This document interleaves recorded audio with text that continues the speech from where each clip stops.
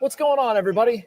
Happy Wednesday afternoon. Greetings from Orlando, Florida. I am Jason Mackey alongside Colin Beazley. We're here covering the winter meetings for the Pittsburgh Post-Gazette, and the winter meetings are ending. You can see in the background, people are walking out. They're heading to Ubers and Lyfts and heading to the airport.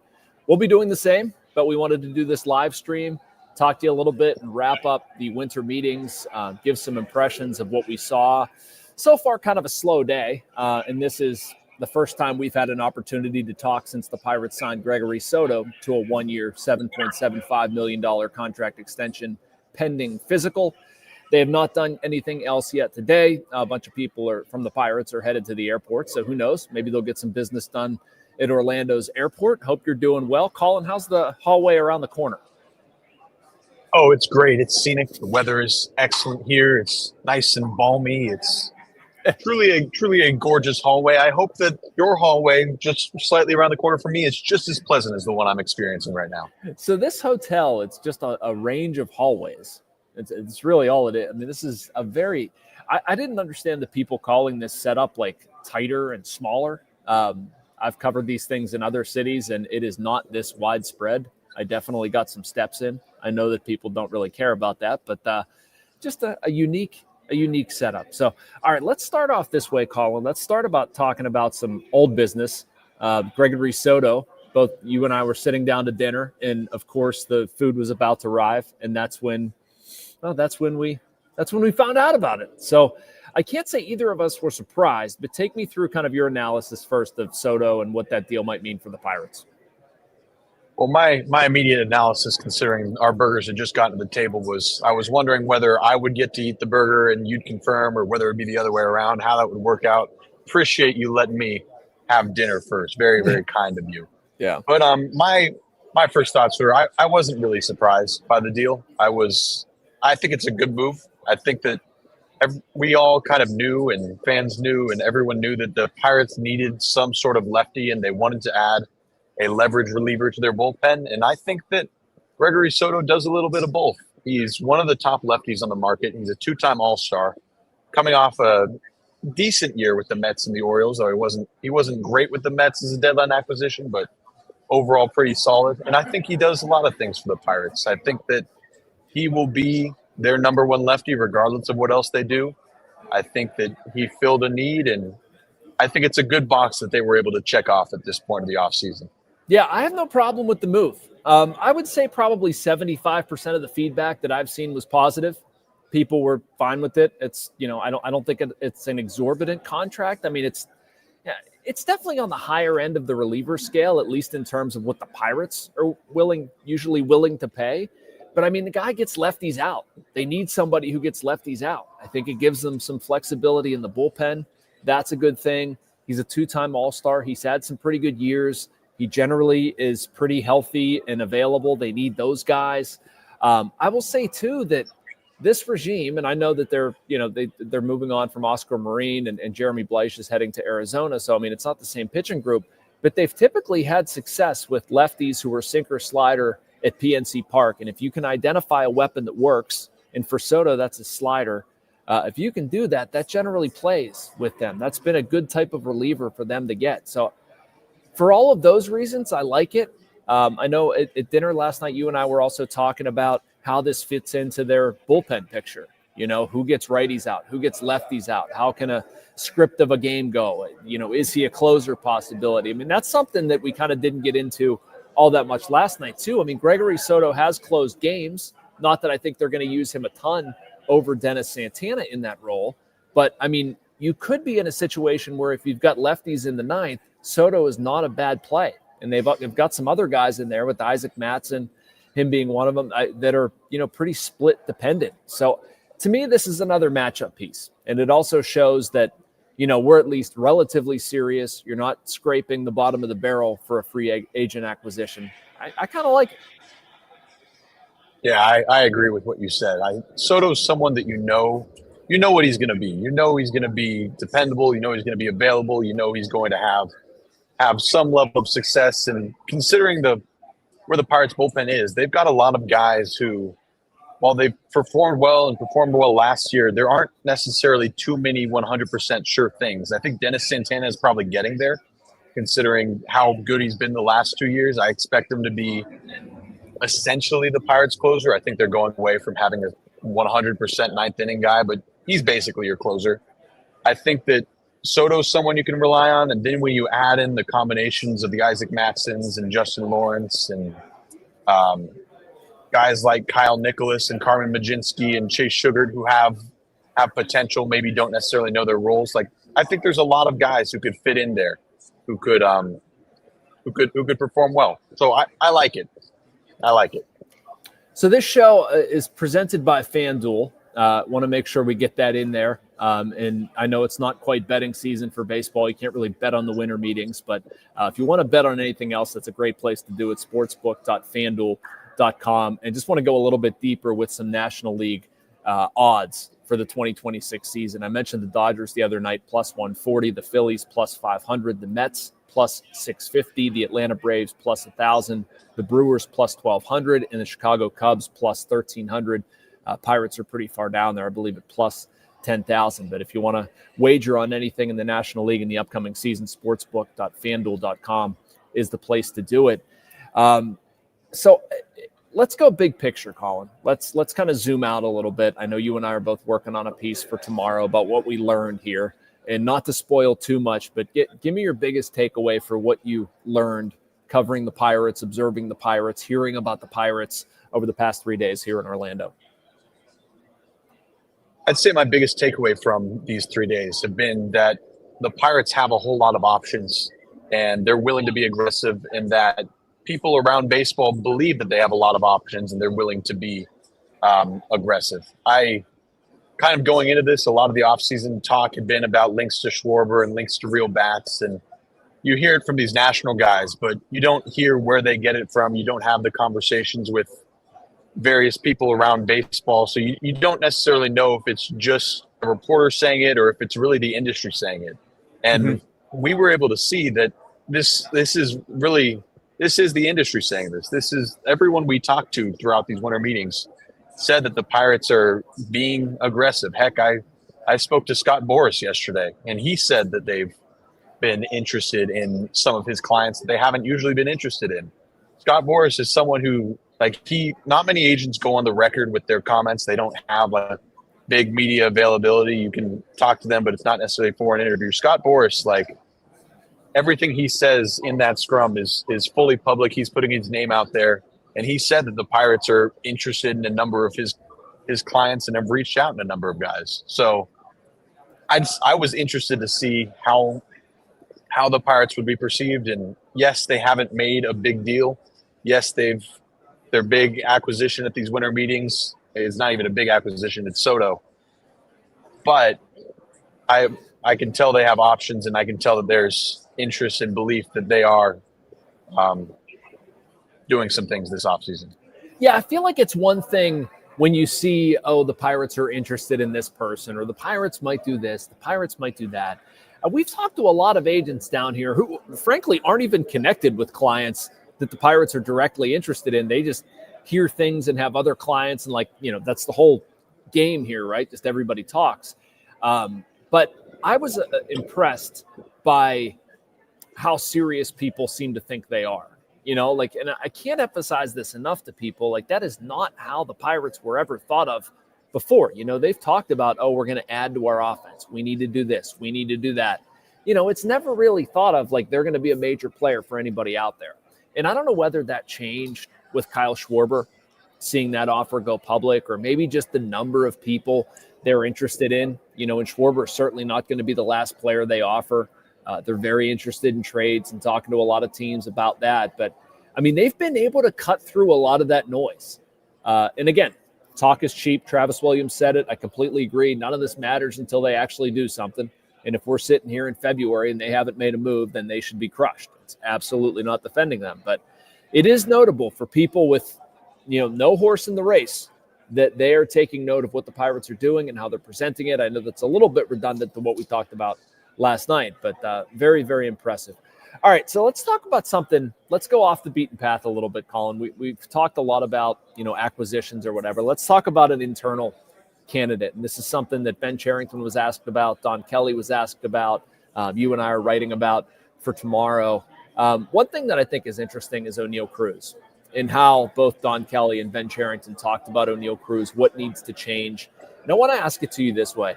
What's your confidence level that things will change with O'Neal Cruz? Like, it's pretty easy to say they have to get a different version of him. Do you think they will? And if so, what does that look like? Trying to see if I can put a number on it.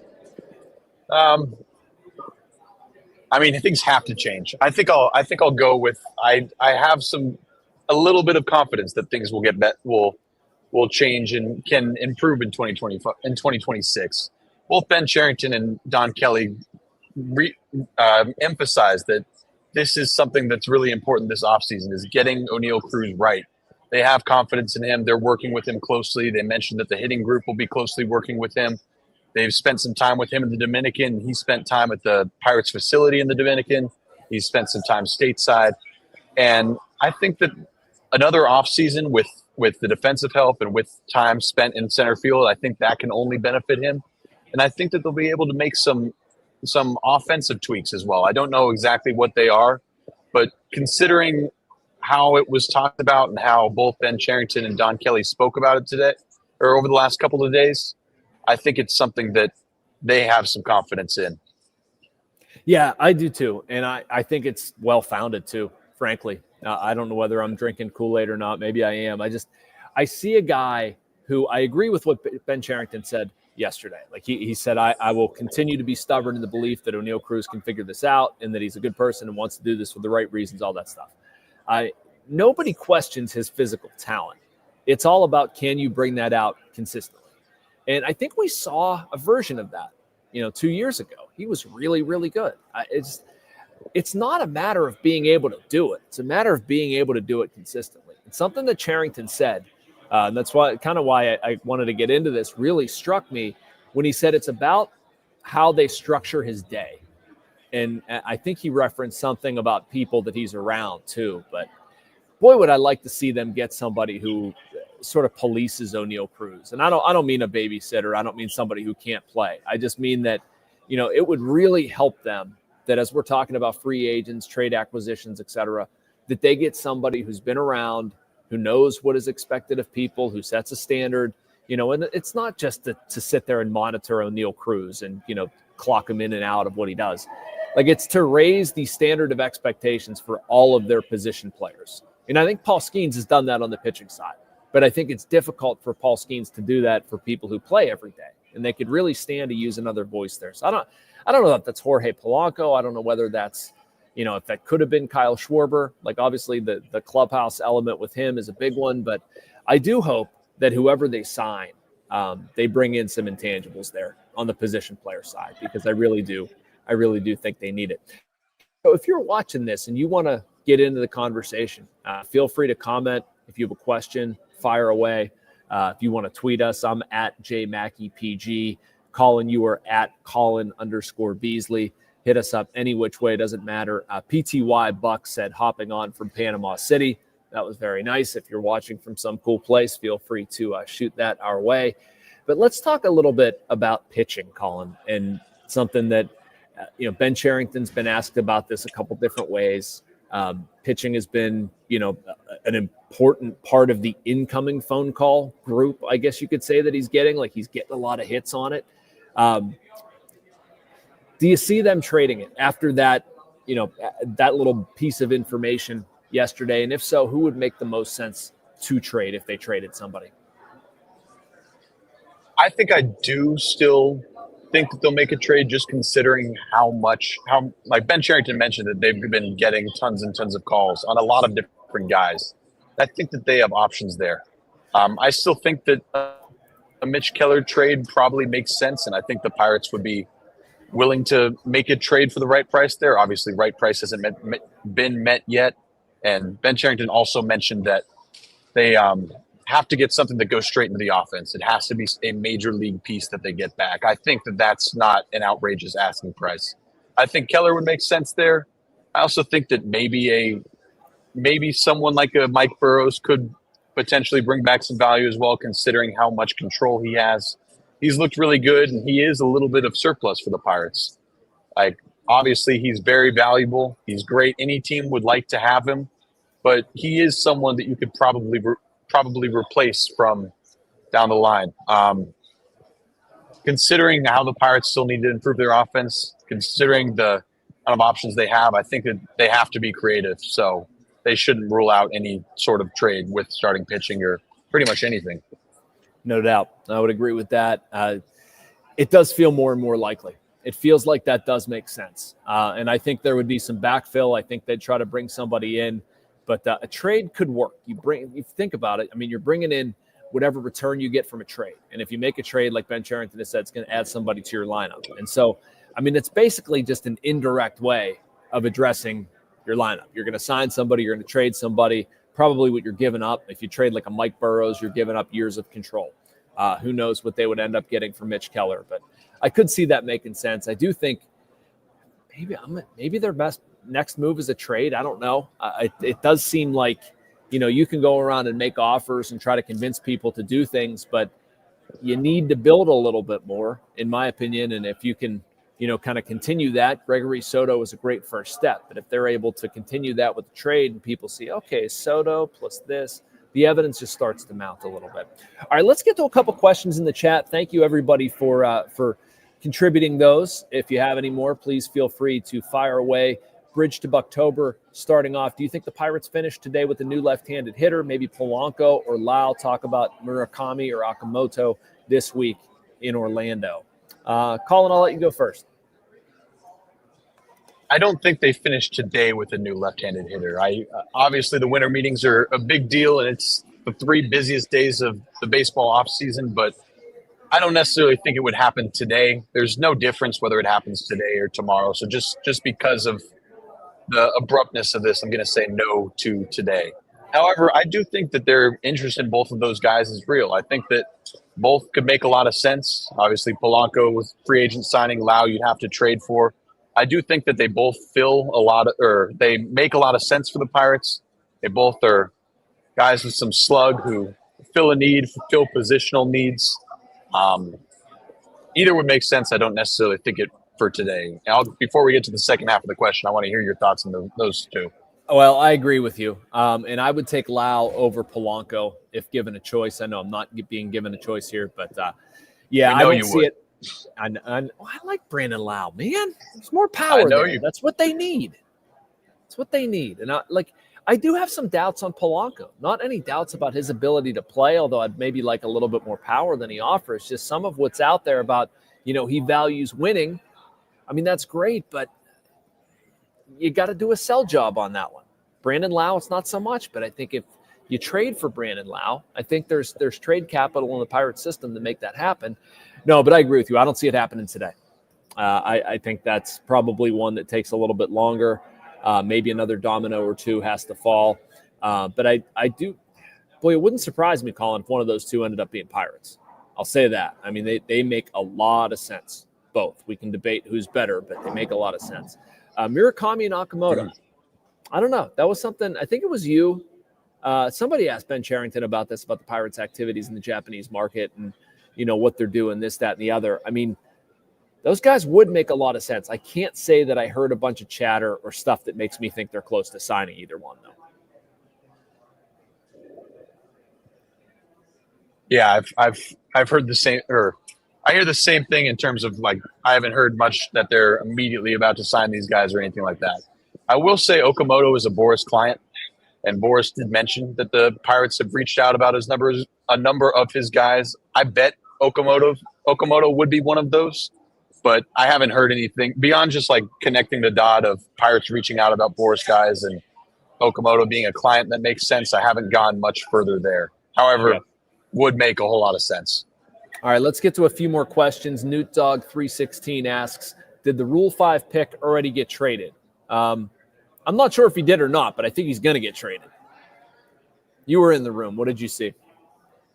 Yeah, I haven't officially had it confirmed. I'm not 100% certain on that, but the talk was that he's going to the Rangers. I'd heard rumblings that the Pirates were looking at trading whoever they selected and making some sort of selection for another team and then trading him for money. I don't know whether that's 100% confirmed, but I'd expect it to happen at some point. I think that's probably yes. I don't know if he's already got traded, but he's getting traded, and I believe the Rangers are the spot. Don't know what the return is, but I'd assume it's cash. Like it's not a major transaction there. Right. That's right-hander Carter Baumler, I believe, from the Orioles. They took him with the number 5 pick. But, Colin and I are hearing the same sort of thing. We don't expect this gentleman to remain a Pirate. We will get word out on all this stuff. And, again, the Rule 5 draft ended pretty much right before Colin hopped on here with us. So a little bit fresh. But, okay. Let's go. I listen to your podcast all the time, Josh. I work full-time at National Broadcast TV. You do a nice job. I don't know if I'm Josh. Maybe I'm Josh. You're not Josh. I believe that's the Bridge to Bucktober guys who they do a great job. They do a great job. Somebody's lost. They're in the wrong podcast. Do you ever get called a wrong name? And if so, like, what is it? I always got called Kevin for some reason. Connor, constantly. Connor Beazley. Connor. Yep. Okay. All right. Santana had a BABIP 80 points under the league average and a home run fastball percentage or fly ball percentage less than half the league average. That screams regression. Can't just assume he's going to post a sub-2 ERA again. Trying to follow that comment. I don't have much. Not too much of a question there. Do we mean Soto? He's been good in two. No, he means Santana. Like Dennis Santana has been good over the last 2 years. Oh, okay. All right. I don't know why I wasn't thinking Dennis Santana. Yeah, I still have a lot of confidence in him, as do the Pirates, and I think that he can continue to maintain his success. However, with relievers, they can be so volatile. They can be so tricky. You never want to be 100% reliant on one guy doing well. I'll say that. But I do think Santana will continue to be successful in 2026. Yeah. Tyler Parker, 5848, asks, I know I have my head in the clouds, but Ketel would have been excellent. Keller offsets the money, can throw in more projectable starting pitching. Ketel's contract ends around the end of the, quote, window. Yeah, I mean, I don't disagree with any of that, but it takes two to tango. I believe the Pirates are on his no-trade list. There's really nothing to do there. I don't know what you can expect the Pirates to do if he doesn't want to go there. He's not required to go there. But maybe that's just bemoaning the lack of option in that space. I don't know. I mean, I would love for them to get Ketel Marte. I think they, again, have the prospect capital to make it happen. I just don't know. I don't know how you do that if he doesn't want to come here. Yeah, I think you addressed it there, but I don't have much to add off that. But I do see a question that caught my eye from WB Pirate. It says, do you think a trade with the Orioles is possible since the Orioles signed Pete Alonso? And that was one I was kind of wondering about. Like that is something that maybe could make sense there. The Orioles first baseman, they have Kobe Mayo, they have Ryan Mountcastle, they still have a number of infielders, and now that they've signed their first baseman of the next 5 years in Pete Alonso, I do think maybe there could be something there. I'll give more thoughts, but Jason, what are your first thoughts? Well, I mean, both of those guys could DH in Pittsburgh. They could play first base. They could platoon with Spencer Horwitz. It would make a lot of sense. And you know what, Colin? I mean, if they're looking for pitching and they're able to absorb some salary, let me introduce you to Mitch Keller. I mean, yeah, I mean, it makes sense. I thought it made sense before, though, man. I mean, maybe it greases the skids a little bit more, but I mean, you've got more hitters for the number of spots you have. We didn't talk about Jordan Westberg. So, yeah, I think it makes some sense. I don't think it ever didn't make sense. I think it just comes down to whether the Orioles are willing to take on that salary. We don't have that answer. And if anything, Alonso, with what he's getting there, $155 million over 5 years, something like that. Like, I think that might complicate things a little bit more if you're willing to take on, an extra 15 to 18 in Mitch. Maybe. I don't know. With new ownership and the Orioles, you're not 100% sure what their situation is exactly. how they view salaries, where they want their payroll to go. I know that they've only had their owners for a few years, so nothing's certain there. I do think that the Alonso signing maybe makes a Keller trade to the Orioles more likely, just because that is now one of your infielders. I know he's not great defensively. I know they might see them as a DH, but I have a hard time thinking that they'd commit $155 million to him just to swing the bat. I think they'd probably have him play the field some too. With their infielders, I'd expect to see some sort of move from the Orioles. I think that a potential Keller swap could make a lot of sense. Okay. Just a note, guys, we're going to go about 5 more minutes, and then we need to finish up some actual work, some writing and whatnot, get packed up and head to the airport. Don't want to miss our flight, and we're not going to be the only ones leaving this facility. So just a note here, we'll go about a half hour. We're 25 minutes in. Let's get to a couple more questions. I saw a couple people asking about this, and I think it's an interesting topic as well. Let me get to the first one. Chase Masico. Chase, I'm sorry if I'm mispronouncing your name. Maceiko asks, did we get any more news on Connor Griffin potentially starting in Pittsburgh? Race King or Racy King 2499 asks thoughts on moving Griffin to center with how poor Cruz's defense is. And if there was another Connor Griffin question, at a Bucco fan, any insight from Griffin's camp since Cherington's comments that there have been no contract talks? So 3 questions about Connor Griffin, obviously an important part of the Pirates' future. I think, Colin, you would agree with this. I didn't expect to get any gigantic news in this setting, at least as far as a contract extension. I believe it makes a ton of sense for them to start with Connor Griffin at shortstop in 2026. I don't think the Pirates, I don't think we can sit here in December and say, like, that's automatically going to happen. I think he's going to be given a chance to do that. And I think that any contract talks with him, we're going to have to save those for probably February and March. Is that basically what you think, and any other intrigue with the Griffin idea on your front? Yeah, that is what I think. I think that it's not going to happen in December. This is when Ben Cherington and the Pirates front office and front offices league-wide are more interested in making trades and signing free agents. And that's kind of like when this part of the baseball calendar is dedicated to, what it's dedicated for.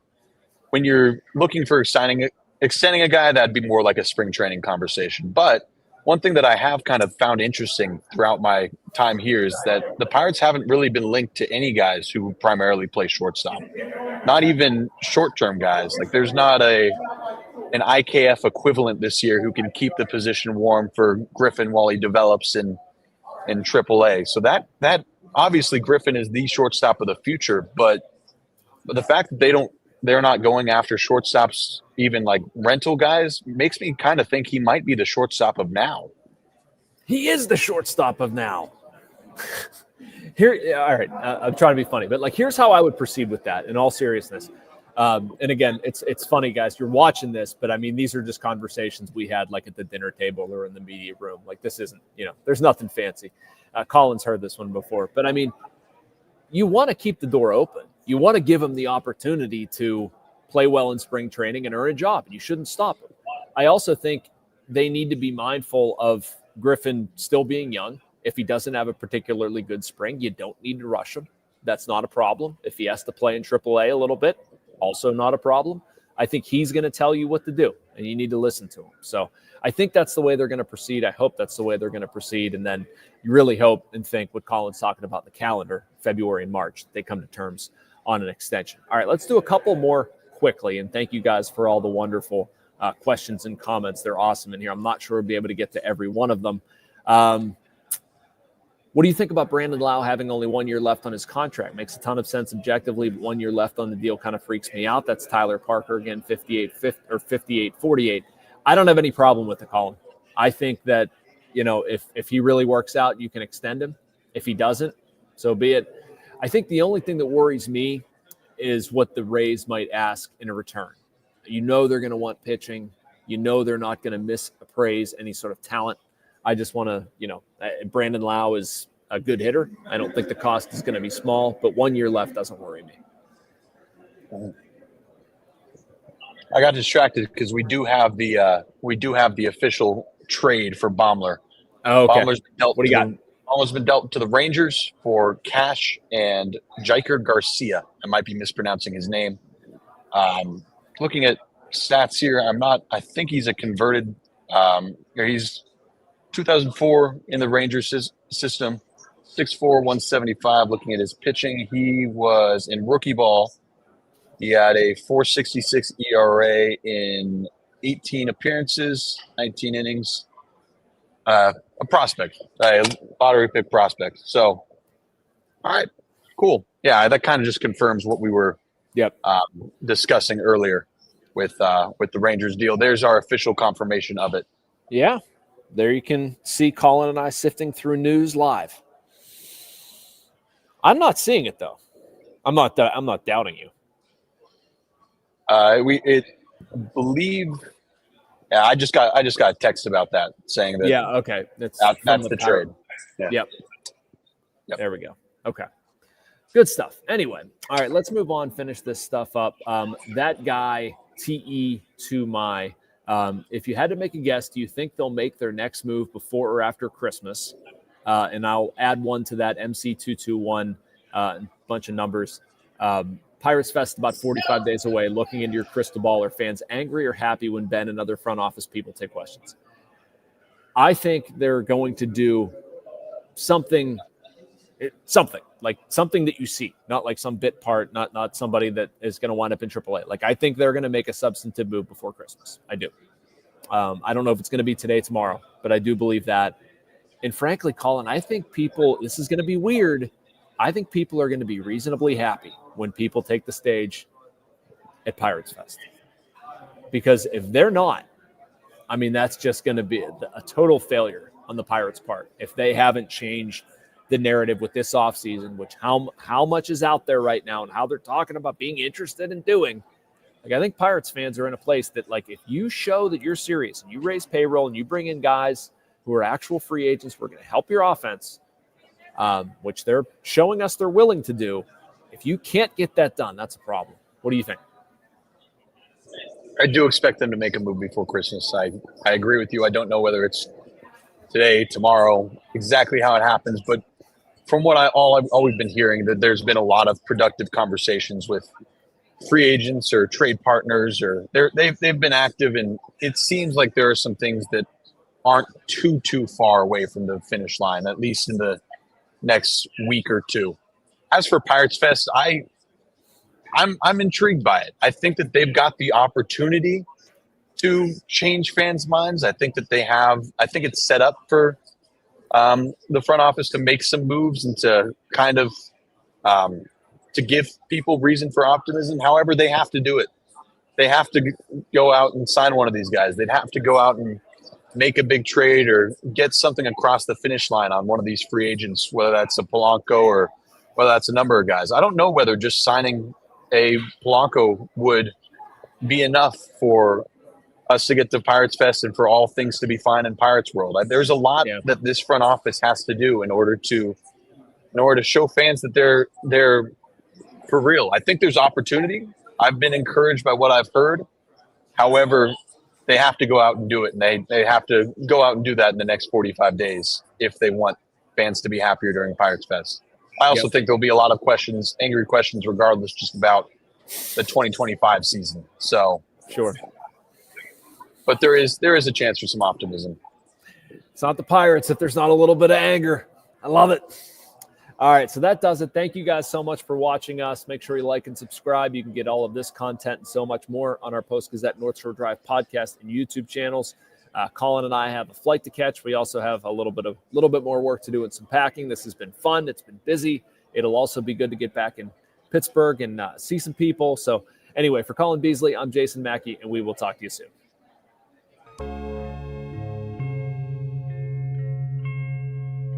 Thank you for checking out this content from Post-Gazette Sports. If you watch this video on YouTube, please like the video and subscribe to our channel.